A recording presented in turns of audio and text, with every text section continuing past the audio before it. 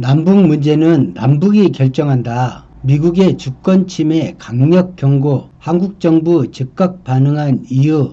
먼저 반가운 소식을 전해드리겠습니다. 미중 무역 갈등이 1차 타결되었습니다. 이 타결 소식이 들리자마자 경제단체에서 한국의 올해 성장률이 0.3%에서 0.8% 정도의 상승을 예측하고 2.3%에서 3% 정도의 경제 성장률을 발표했습니다. 미중 무역 갈등이 그만큼 우리 경제에 발목을 잡아왔다는 방증입니다. 해리슨 주한 미 대사가 외신기자 신년 간담회에서 미국 대사라는 직무가 어떤 위치인지를 망각한 채 문재인 대통령의 남북 문제 신년사에 대해 미국의 허락을 받고 발표를 해야 했다는 식의 발언이 문제가 되고 있습니다. 그는 향후 제재를 촉발할 수 있는 오해를 피하려면 한미 워킹그룹을 통해 다뤄야 한다고 말했습니다.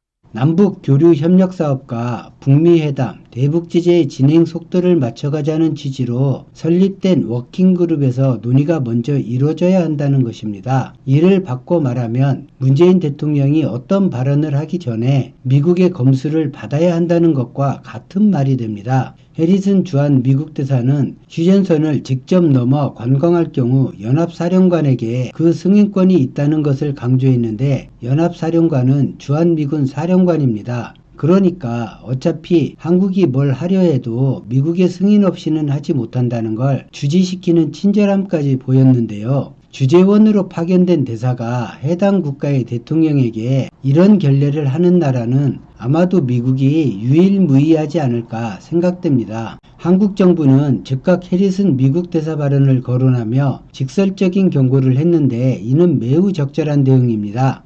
대북 정책은 대한민국의 주권에 해당된다는 점을 다시 한번 강조해서 말씀드리고자 합니다. 이런 조치는 향후 남북 문제에서 주도권을 남북이 미국의 간섭을 받지 않고 독자적으로 할 수 있는지 없는지를 가늠하기 때문입니다. 본인의 발언이 주권국이자 동맹국인 대한민국의 정부와 국민의 오해를 촉발할 수도 있다는 이런 경고 메시지를 발표하지 않고 예전처럼 미국 대사에게 달려가 오해하지 말라고 애걸복걸했다면 의견 표명은 좋지만 그게 우리가 거기에 따라서 대사가 한 말대로 따라한다면 대사가 무슨 조선 총독입니까? 여당의 한 의원의 말처럼 정말 자신이 조선 총독으로 부임한 것으로 착각하며 지냈을 것입니다. 더구나 개별 관광은 유엔의 제재 대상도 아닙니다. 지금도 북한 관광을 여러 나라 국민이 하고 있습니다. 민주평화당과 대한신당도 부적절한 발언이라며 발언 취소와 사과를 촉구했습니다. 미국 대사의 이런 무례에 대해서는 단 한마디도 못하는 당이 자유한국당입니다. 남북 문제 모든 사항을 미국에 맡기자는 말과 같습니다. 미국이 원하는 대로 미국이 원치 않아도 승인을 받아가며 하자는 것이죠. 그런 것을 동맹이라 여기고 그래야 동맹이 유지된다고 믿고 있습니다. 주권을 간섭받는 상황에서 한마디도 못하는 그것에 덧붙여 오히려 감히 해리슨 대사에게 경고한다며 정부를 나무라며 해리슨 대사에 힘을 실어주고 있습니다. 말 그대로 조선 총독으로 해리슨 대사를 인정하는 모양새입니다. 그런 행동이 애국이고 안보라 여기니 참 답답합니다. 주권 침해에 여야가 따로 놀아선 안 됩니다. 오늘 영상은 여기까지입니다. 여당도 해리스 대사를 조선 총독에 비유하며 비판을 쏟아냈습니다.